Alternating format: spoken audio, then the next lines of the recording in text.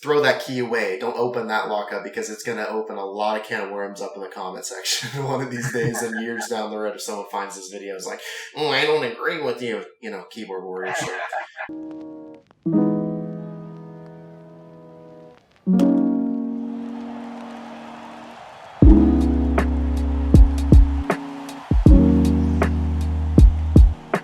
What is going on, ladies and gentlemen? My name is Dillard, bringing you guys another podcast, the Barnyard Podcast, and I am here with my good friend Clemente. How are you doing, my good sir? I'm doing pretty good, man. Class is about to start, so right back on the grind. Yeah, and just some words to people who are watching this podcast, give you guys some heads up. If there's a lot of echo, it's because I'm at college right now. I'm living in dorms. Fortunately, I got a room by myself. I have ordered acoustic foams like I did for my last house that I was at.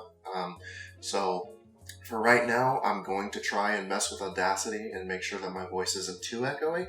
But if it is, that's the reason why. I can't really do anything about it until I get the foam acoustics, which I should have the sticky stuff by this Monday. And the next podcast should definitely be a lot more clear. My voice should not be so echoey, but I'll try and fix it the best I can. But outside of that, we have a lot of stuff to talk about. We haven't done a podcast in quite some time. Both of us have obviously been busy with, especially moving in or dealing with college for the first week. I know I have. But I think the one thing that we need to talk about that I haven't gotten a chance to discuss with you and your thoughts and opinions, because there's so much stuff that happened. It was probably the biggest thing I've ever witnessed, was the trade deadline. Trade deadline was insane. I was trying to go through all the specific list of people, and then I realized that by the time that I finished all of the trade acquisitions on who was traded to teams that they weren't on before for other players, especially with the Cubs and the Nationals basically shopping their entire team, leaving no trace of any of their championship team, basically. I noticed that just writing down all of these names, it almost filled up an entire page full of trade acquisitions. I know I'm doing bulleted stuff to keep everything organized, but that's insane. That's how much trades went down. So, you have Scherzer and Turner to the Dodgers, Rizzo and Gallo to the Yankees, Duvall and Soler to the Braves, Harrison, Gomez, and Marte to the Athletics, Bryant to the Giants, Schwarber to the Red Sox, Baez to the Mets, Kimbrel to the White Sox, Barrios to the Blue Jays. That's all I wrote down. There's a lot more that I could have put on the list.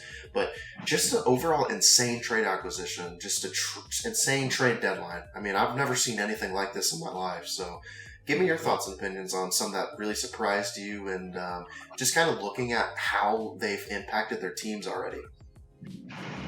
Yeah, I mean, like you said, this is probably the most accurate deadline I've ever seen in terms of baseball. I mean, it was a pretty hectic couple of days, because not only was the MLB trade deadline happening, we also had the NBA draft happening at the same time. And then we also had the whole Oklahoma and Texas going to the SEC story breaking as well. So there was a lot of stories happening at the same time, and it felt a little bit overwhelming to just try to keep up and keep track of what's going on and who's going where.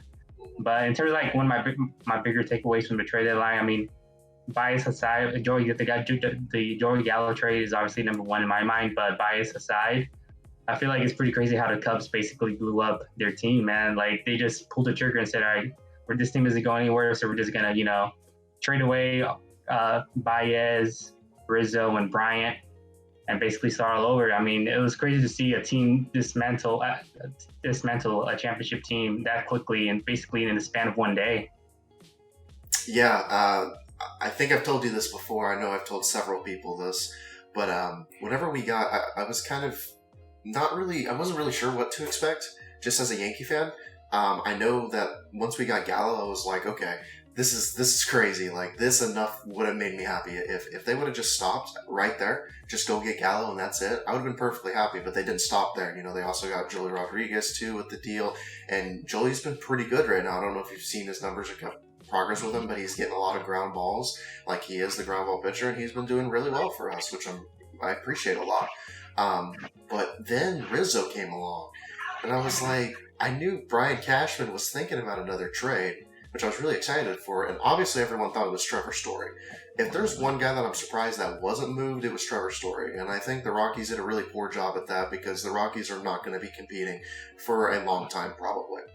And they should have gotten their money They should have gotten the amount of value they could have gotten out of Trevor Story, and they didn't. I don't really know what they're doing, to be honest. I don't think anyone understands what the Rockies are doing in general. They've made questionable decisions in the past anyways. But the one guy that I was expecting, and a lot of other people were expecting, was Trevor Story. And I was like, okay, well, if Trevor Story goes here, I'm not really going to be surprised at this point. It'd be crazy, too, to have both Gallo and Trevor Story. And then it came out that it was Rizzo, and I was like, are you kidding me? Like, what are the Cubs doing? It's like the Cubs don't have any interest in keeping any bit of that magical 2016 season alive. Like, they're just solely spent on trading the entire team. You know, they traded Rizzo to the Yankees, Bryant to the Giants, Baez to the Mets, Kimbrel across town to the White Sox. I'm pretty sure they traded Jake Marisnick to the Padres. I mean, I know Jake Marisnick wasn't part of the 2016 team, and Kimbrel wasn't either, but I mean, Kimbrel is one of the best closers in the league right now, easily. And, you know, also they chopped away their three most notoriously known players, or their most popular players, Rizzo, Baez, and Bryant. And I thought the thing that was so hilarious was that Rizzo hit a home run the first game he was in Yankee pinstripes. Bryant hit a home run the first game he was with the Giants. And then Baez hit a home run the first game he was with the Mets. So I was like, dude, that is a huge slap in the face to Cubs fans. And to see Baez is hurt right now. He's kind of had iffy performance right now with the Mets. But Bryant's been doing work with the Giants. I mean, he just came up with a big 2-run home run that ended up... that wasn't the home run that ended up winning the game against the Athletics, because the Athletics and Giants just had a really close game. I think it was 6-5, and I think it was Lamont Wade Jr. that actually gave the Giants the lead. But Bryant still had a 2-run home run in the game, and that means something. I mean, that he's part of the reason why they won that game. But Bryant's been doing well. And then Rizzo. I mean, obviously, I watch all the Yankee games. I can tell you Rizzo's just been outstanding. I mean, that's the thing. I wanted to ask you about this, because I try to not talk about the Yankees too much, because obviously I'm a Yankee fan of a Yankee podcast. I try to want to talk about the other parts of the league. You know, this gives me more of a chance to talk about other parts of the league that I don't always get to talk about. But I wanted to ask your opinion about the whole Luke Voit, Anthony Rizzo thing. I don't know if you saw what was going on about that. Luke Voit basically asking what he thought about Rizzo returning, and Luke Voit basically gave a response of something along the lines of just that he wants to play, and it's like, you're going to have to take the starting job from me. If you want that starting job, you're going to have to work extremely hard. And a lot of people had a problem with it, and I'm like, it's a competitive business. What do you want Luke Voit to say? Oh, here's the starting job, Anthony Rizzo? Like, nobody's going to do that. They don't care how good of a player you are or how nice you are. Like, everyone's competitive. They want to play, especially a guy like Luke Voit. And now Luke Voit, it seems like it set a fire in his heart, because he's been insane lately, like on a ridiculous run. And that's at the point where I'm like, well, Voit needs to DH. He can't be out of the lineup. And then also with Rizzo, I mean, Rizzo's got to play first because he's got the glove. So, I don't know. Do you have any thoughts and opinions on the matter? I mean, you always want friendly, healthy competition within your team, because you're going to be pushing your teammates to be better and to perform better. So I really don't see an issue with that. And I'm on your side as well. Like, what's Luke Voit supposed to do? Just hand the job over to Rizzo and just accept it as is? Like, nah, these guys are in the majors for a reason, and it would be insulting to both Rizzo, Voit, and the Yankees if he just decided to not put in effort in trying to keep the starting job. I agree.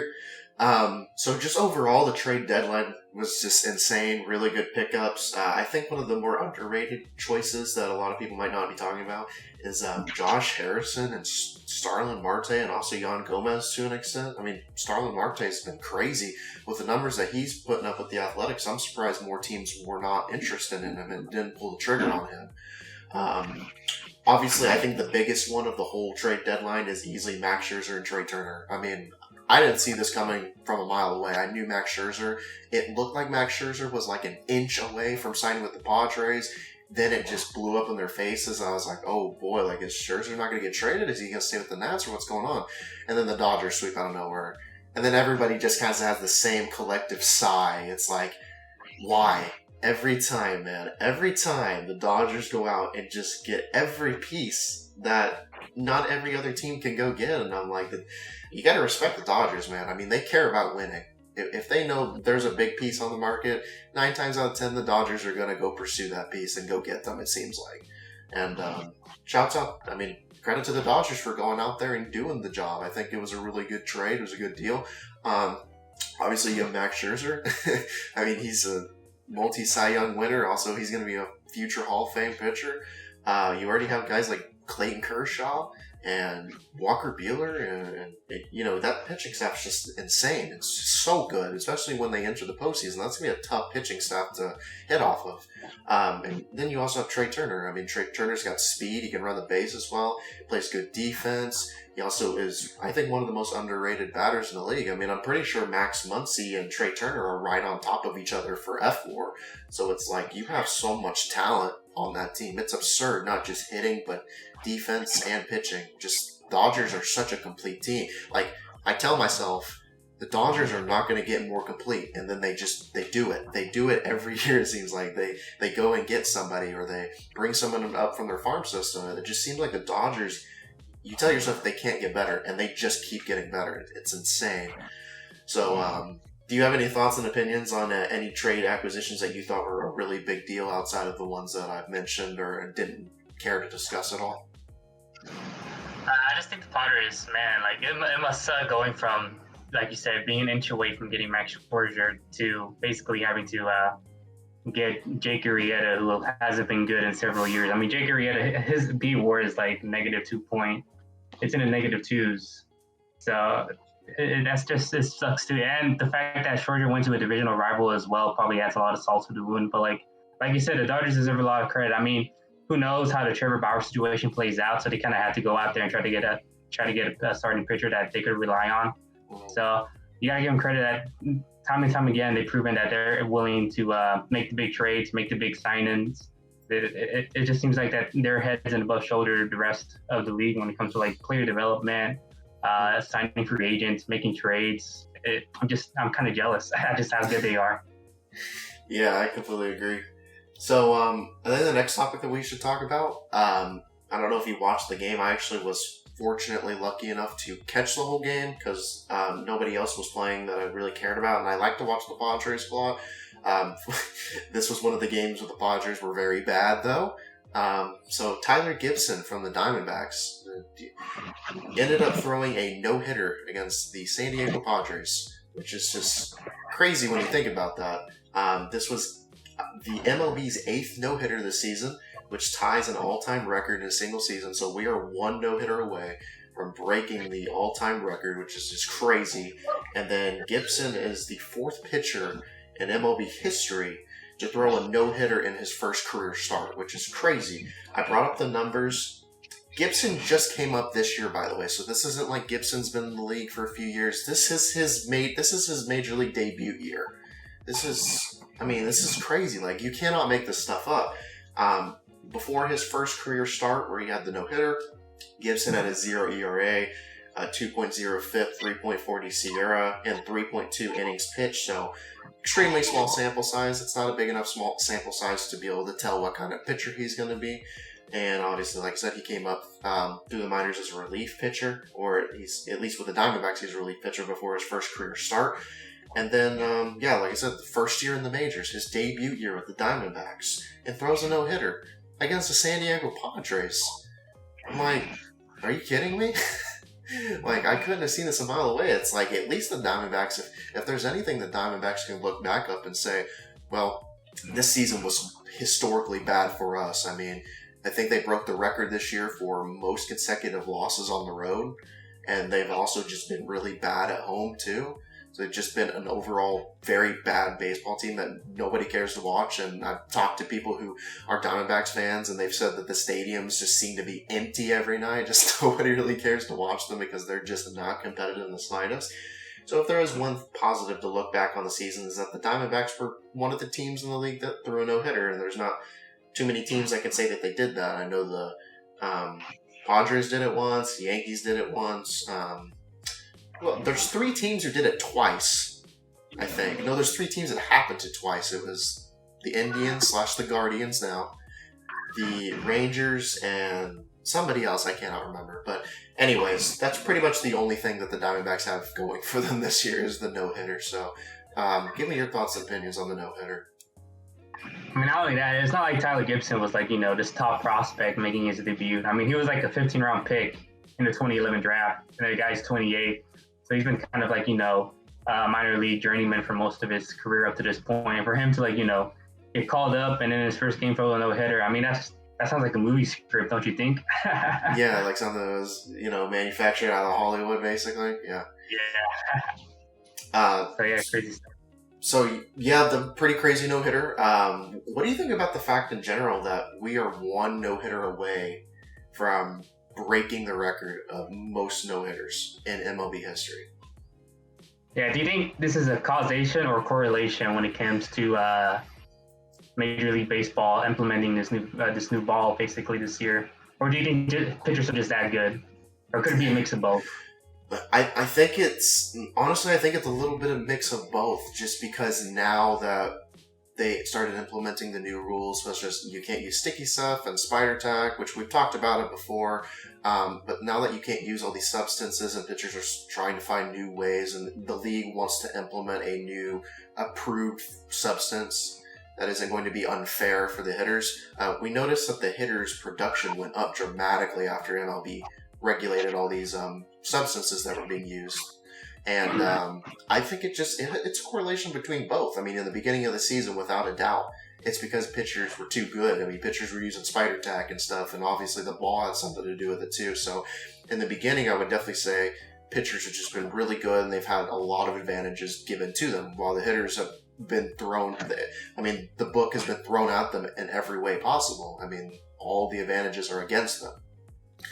But now that shifted, and then, the foreign substance policy is a little bit different than what it was before. Now I think pitchers are starting to, I don't want to say they didn't earn it before. I don't want to say I don't want to say Corey Kluber's no-hitter or something like that doesn't count, or Joe Musgrove's no-hitter doesn't count just because of all the things that happen. I mean, we can't guarantee that those specific pitchers were using spider tack, like some other ones. I mean, they might have been just using sunscreen and rosin. We don't know that. We don't know. So I don't want to say that their no-hitters are not fair, or their no-hitters don't count or anything. I don't want to be like that. But definitely can say that their no-hitters are probably a little less impressive, just because of the fact that hitters have had everything against them, including a ball that is just, I mean, you've seen it. Drastic drop in offensive production, drastic drop in home runs, drastic drop in slugging, and all that. I mean, it's very obvious that the pitchers have the advantage. They've had the advantage all year long now, even after the fact. I mean, the ball hasn't changed, so they still have the advantage. So the no-hitters are definitely a lot more impressive. Not even just a little bit. I think they're a lot more impressive. But again, I don't want to be that guy who's like Joe Musgrove or Corey Kluber's no-hitters don't count, because they certainly do. And they should be very proud of those no-hitters. Especially a guy like Joe Musgrove, kid from San Diego, who grew up idolizing and watching the Padres, and then throws his first no-hitter as a Padre, and it's also the Padres' first no-hitter in franchise history. I mean, that's awesome. That's really cool. Give me your thoughts and opinions on the matter. Yeah, I mean, I was kind of on the same boat as you. I just wanted to see what you had to say about it, since you seem to be more in tune as to that type of stuff. But I feel like athletes, not just in baseball, but in general, have gotten better, obviously, because of the advancements in medicine and all this stuff. And so it only makes logical sense that pitchers are at its peak in baseball historically, and they're only going to get better. So I think we shouldn't discredit them. Their no-hitters or their performances because they're suddenly doing this with a new baseball, or they're getting rid of all the illegal substances. But at the same time, you kind of have to keep that under consideration when discussing why we're on the verge of breaking the record this season. Mm-hmm. I completely agree. So there's two more topics I think we should talk about. I think we should start with the MVP race first. I know I kind of talked to you about this a little suddenly. I didn't give you too big of a heads up.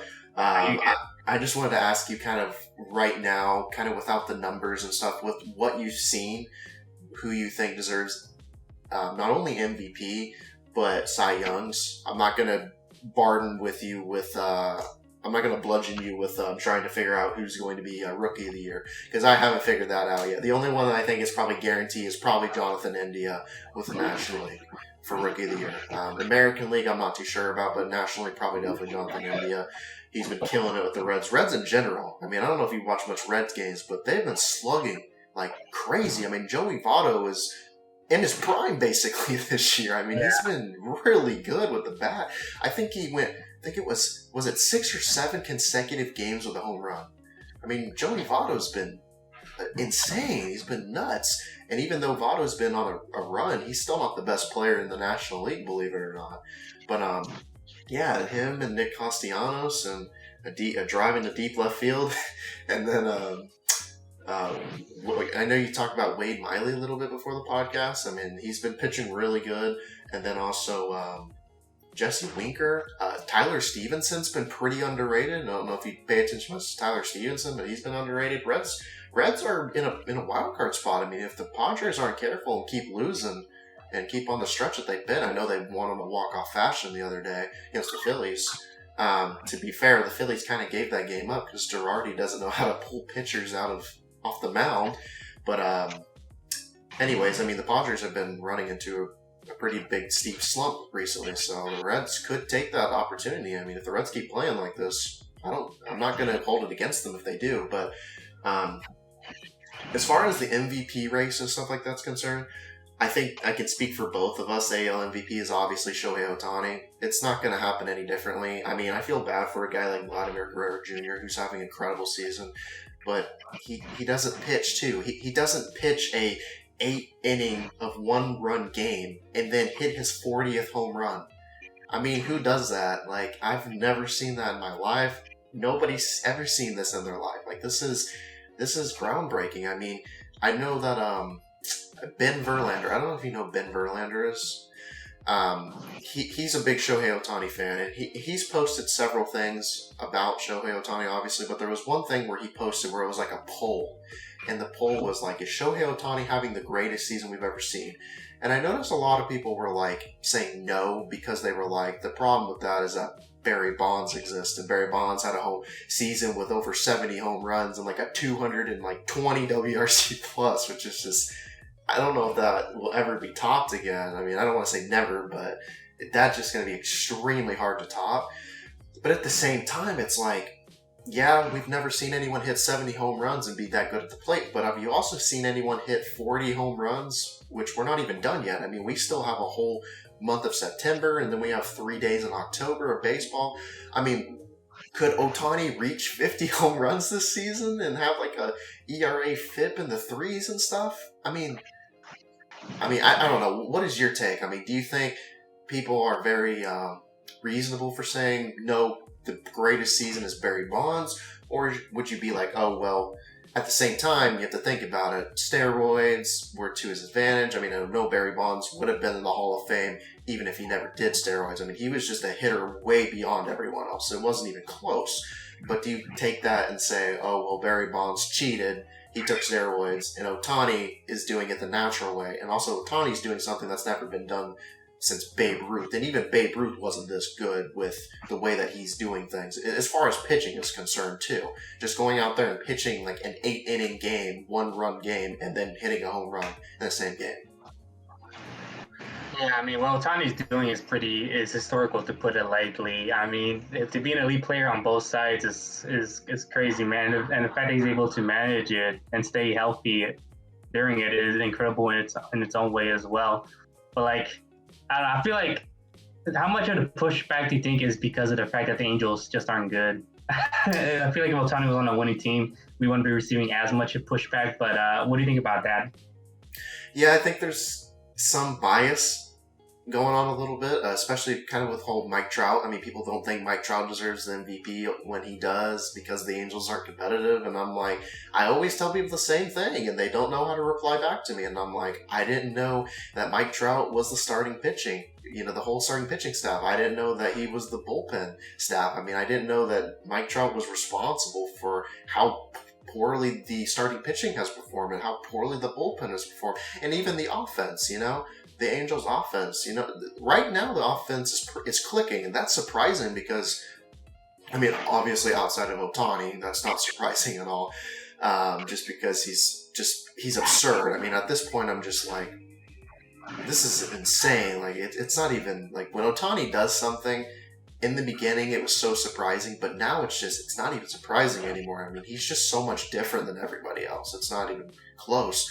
But like with Trout, it's, if the offense isn't clicking on all cylinders, it's suddenly Mike Trout's fault for why they didn't produce more runs. And it's crazy that the Angels are doing as well as they're doing without Anthony Rendon, who I know has had his struggles this year, but he's been very injury prone this year.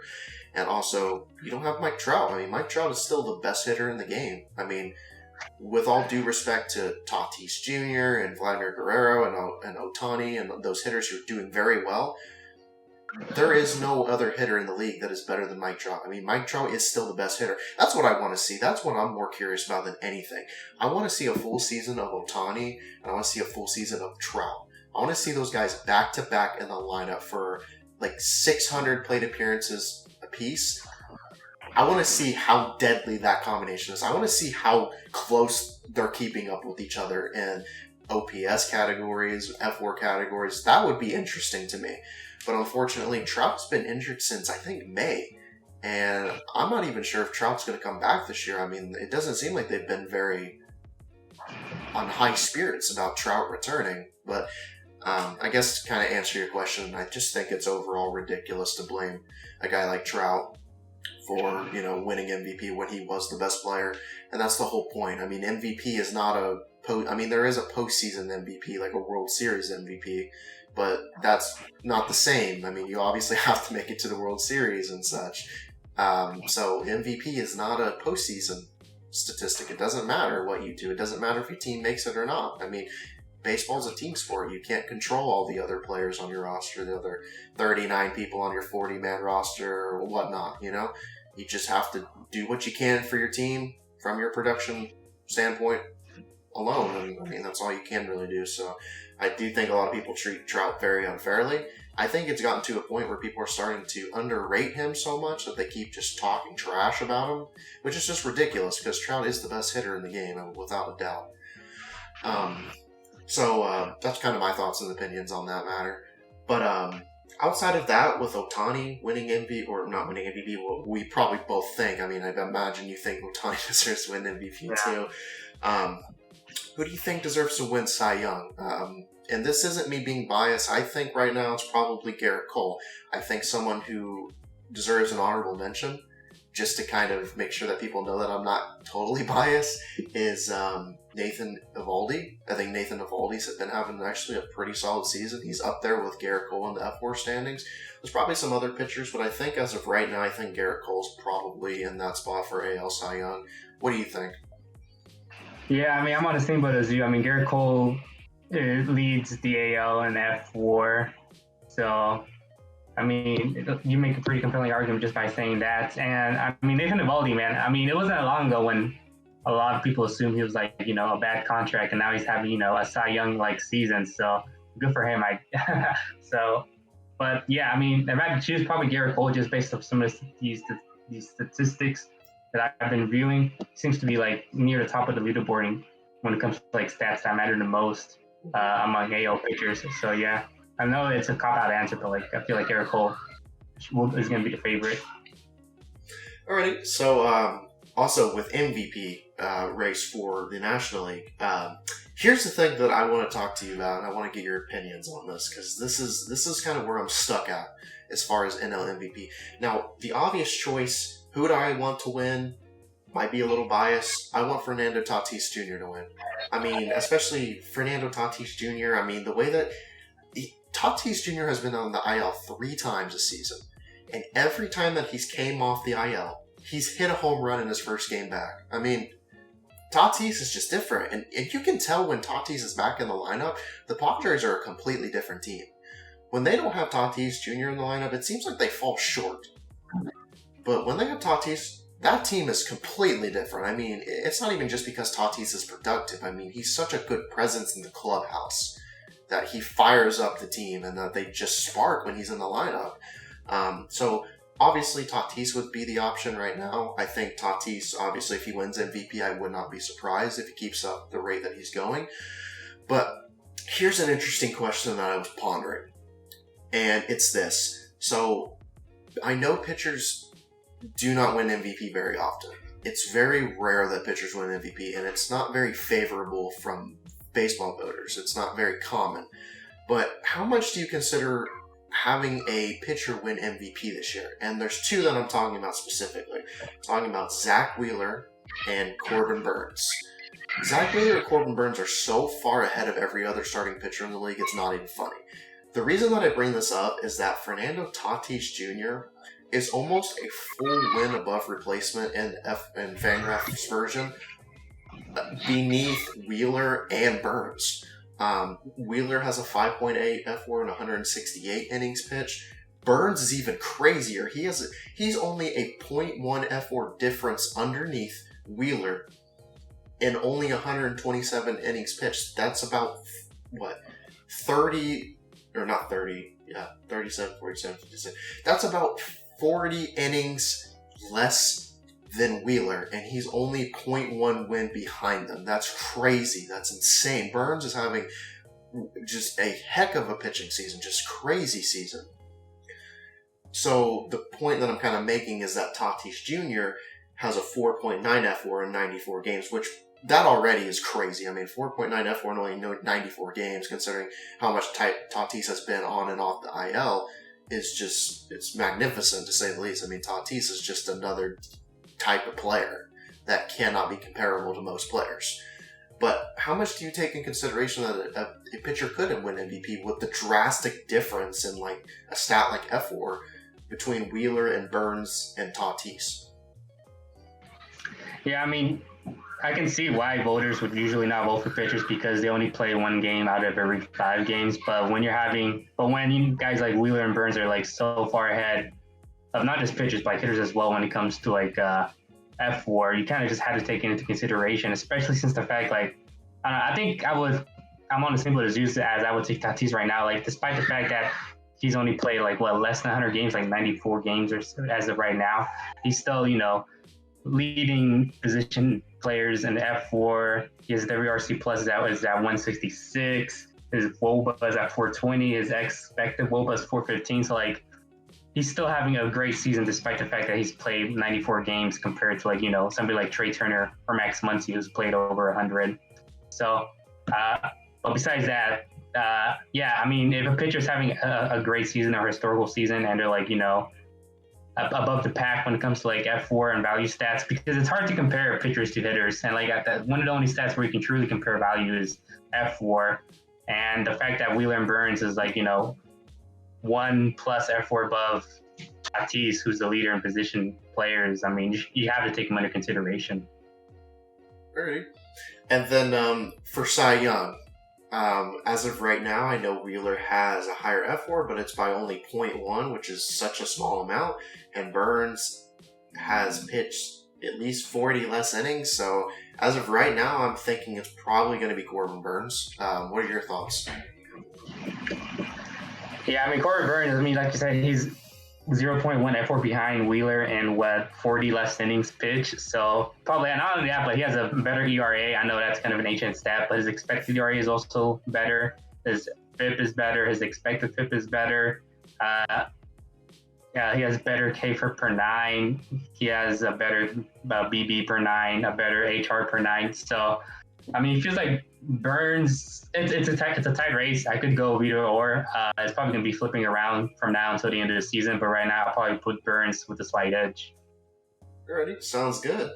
And then obviously I think we probably discussed a little bit. I was going to say we should discuss a little bit more about Ohtani, but I think we already covered that. The fact that he's the first hitter to reach 40 home runs. Guerrero Jr. is second with 36 home runs.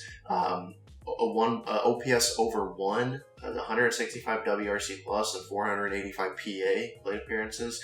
2.79 ERA, 3.19 FIP, 3.74 Sierra, and 100 innings pitched. 7.3 F4 combined between hitting and pitching. That's crazy. It's insane what this man is doing. He's doing something nobody has ever seen before. I mean, unless you're, 130 years old or whatever, and you saw Babe Ruth play. I mean, nobody's ever seen this before, so this is just crazy to me that Ohtani is able to do this. And the thing that's even more impressive outside of the stats is just that Ohtani's staying healthy. Because I know a lot of people were very skeptical in the beginning, because especially with years like 2018 and such, where he had trouble staying healthy, and now he's doing it and he's staying healthy, and he's not only staying healthy, but he's elite, and not only as a hitter, but he's also elite as a pitcher. So it's just insane. And like I said before, to go out there and hit your 40th home run after also pitching 8 innings of 1-run ball. I mean, I don't care who the opponent is. I get it was the Tigers, but I don't care. That's impressive. That's very impressive. I don't know if I'll ever see anything like that again. So that's definitely something that people need to take into consideration, is appreciate what we're seeing right now while you have it, because I don't know how much longer Ohtani will do it for. I hope he does it for years and years and years. You know, obviously I'm rooting for the guy and I want him to do it. I would love for him to do it for the rest of his career and stay healthy. But, you know, this is baseball. You're not always guaranteed that. I mean, I thought Trout was going to come back early and stay healthy this year, but, you know, Trout's been out since May. So it's like, you're never guaranteed anything in this league right now, so you just kind of have to appreciate it, you know. That's why I'm always watching Ohtani pitch, because you just never know when you're not going to be able to see this again. So definitely take advantage. I mean, it's not even just Ohtani, like all the good hitters and good pitchers in the league, like the Burns and the Wheelers and the Guerrero Juniors and the Tatis. You know, you got to watch all these players, because you're never guaranteed anything next year, or never guaranteed anything the years following. So you just definitely need to take that in consideration and just enjoy baseball, because baseball, I think, I can't remember the last time baseball has been this enjoyable. I think 2019 and then this season in general have been just one of the most exciting seasons that I've seen as a baseball fan in my lifetime. Obviously, that might be kind of biased. Everybody has their own points of views, but that's just my point of view, just because there's so much young talent, and then, you know, Ohtani pitching and hitting. So is there anything else that you wanted to cover on the podcast that we did not cover? Just one thing. This doesn't really relate to like baseball in terms of like the on-field product of the game, but I just want to get your thoughts on Cleveland renaming themselves to Cleveland Guardians. I know Baseball Bits was like a pretty big advocate for the Cleveland Spiders name, but this is a little bit old news, but we haven't talked about it since it happened. But I just want to get your thoughts on that. I agree with Baseball Bits, Foolish Baseball. I definitely kind of wish that they named them the Spiders, because that's what their old name used to be, like a long time ago. I can't give you the exact date. I think it was the early 1900s. 19th century, yeah. So very early, way before any of us were born, obviously. But I definitely wish they would have done the Spiders. I think the Spiders would have been a really cool name. They really could have worked up a really cool logo design and such. But the Guardians isn't a terrible logo. I mean, you know, immediately what I'm thinking, I'm like, man, they should have their stadium themed like the Guardians of the Galaxy. Like, that'd be so cool if they did that. Like, they had Guardians of the Galaxy nights, like, all the time, like bobblehead nights and stuff. I wonder if they're thinking about doing that. Like, because I'm a huge Marvel fan. I know that you're probably a huge, I know you're a huge Star Wars fan. Are you a huge Marvel fan too? So, like I think the name Guardians is pretty cool. It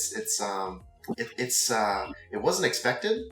Like I said, I thought they were going to go with the Spiders, but I think it's a cool name. And I will save you and everybody else my thoughts and opinions on the political side of it. The political side of it, because I don't think that's important from my standpoint. I mean, I do have my thoughts and opinions on it, but I'd rather save that, because this is baseball. I don't like putting political stuff on a baseball Twitter or baseball channel. It's not my thing. If I wanted to do that, I'd go start a political right wing or left wing or progressive or whatever channel, but that's not what I'm into. So I'll save you guys the time and energy, because you probably will not agree with me, or you might agree with me. Who knows? That's not really important right now. But what do you think? What are your thoughts and opinions on it? Yeah, I mean, I like it. I mean, I can understand why they had to change the name. I kind of agree with it as well, but like you said, I kind of don't want to, open that Pandora's box. So I'll just leave it at that. Yeah, I know that you and I think very similarly on it. But like you said, it's better to just kind of leave that throw that key away. Don't open that lockup because it's going to open a lot of can of worms up in the comment section one of these days and years down the road if someone finds this video is like, oh, I don't agree with you. You know, keyboard warriors don't really want to deal with that. So is there anything else that you want to cover that we haven't covered? I'm not sure if I missed anything. There's just so much that we didn't cover that I feel like I'm missing something, but I can't think of anything off the top of my head right now. No, man. I mean, September call-ups are coming up, so we're probably gonna see a bunch of guys play. So I'm excited for that, especially for the Rangers, since they're kind of been pretty bad. So yeah, nothing really else in mind. Oh, I did want to mention one thing to you real quick. You know that meme that you posted where it was like passing the baton for Joey Gallo supporters? Do you know how much I've had to deal with people already claiming that all he does is strike out? And I'm like, do you watch the game? Like, do you pay attention to the fact that Joey Gallo, every time that he's up there, he works counts up to 3-2? I mean, if you look up pitches per plate appearance on Baseball Reference, Joey Gallo is in the top 10. So is Giancarlo Stanton, interestingly enough, and so is Aaron Judge. But they're not important right now, but... well, not in that sense. You get what I mean. Not talking about Aaron Judge or Stanton, which obviously it's very important that they're both seeing a lot of pitches. Nothing new from Judge. Stanton, that might be a little surprising to some because some people just think he swings and misses at every slider in the dirt, which, he's had some pretty poor at-bats this year, if I'm being very honest with you. But he's also a very good hitter too, and the numbers prove it. But with Gallo, it's like, do you people even watch the game? I mean, he's not just home run hitting. I mean, and the thing was, every time it seems like he's hit a home run, it's been in a big spot. The one against the Mariners, that was what ended up pushing the Yankees to win that series. I mean, that very well could have been a 2-2 tie in that series if Gallo doesn't hit that home run. Also, the home run in the extra innings with the White Sox, I mean, that was huge too. So it's like, do you not pay attention to when he hits the home runs? Do you not pay attention to the fact that Joey Gallo is working out long counts, 3-2? He's getting on base a lot through walks. You don't always have to get on base through a dang hit. There's other ways that you can be productive. There's more often times than not where I've seen Joey Gallo get on base and then somebody drives him in. Is that not important to anybody? It's just like, dude, I've already had to defend Joey Gallo so much and it's so annoying. I knew it was going to happen. It kind of comes with the territory of being a strikeout hitter, but it's like people just don't seem to understand any advanced analytics, and they don't seem to understand that there's more to the game than just hitting singles. I mean, there's way more than hitting singles. I mean, that's why Joey Gallo is significantly more valuable than a guy like DJ LeMahieu. So just wanted to let you know and let you know how much I've already been defending him. I'm pretty sure you've seen it all over my timeline already. It's been brutal. It's been a brutal stretch of defending him, but I'm always going to be here for Gallo because he deserves it. He's a good guy and he's a very good hitter. So yeah, I mean, you don't even need to explain sabermetrics or advanced stats to these old heads. Just literally just point to his on base percentage. That's it. It's so high up. That's kind of the entire point of the game, is to get on base, and the fact that he has such a high on base percentage year in and year out should show you how valuable he is, even if he does strike out a lot. Mm-hmm. Alrighty, so that's about it for today's podcast. If you guys did enjoy the podcast, definitely leave a like. Go to the description. If you don't follow Clemente already, follow him. He's verified, so that's pretty cool. He's verified before anybody else I know, so he deserves that credit. If you like basketball especially, he's not just a really big fan of basketball or big fan of baseball, but he's also into basketball, and he's also in the NFL too. So definitely go follow him if you like sports takes with basketball and football. Like the video, like I said before, subscribe if you haven't already. Click bell notification so you don't miss videos. Hopefully YouTube doesn't screw me over and doesn't send it to your sub boxes, because that's happened with a few people before. But that's kind of on YouTube's end. I can't do anything about that. And then also comment down below on your thoughts and opinions on the topics that we discuss, and just let us know if there's anything you want to discuss or you want us to discuss in the future. This is Dillard signing off, also Clemente, and we hope to see you guys on the next podcast.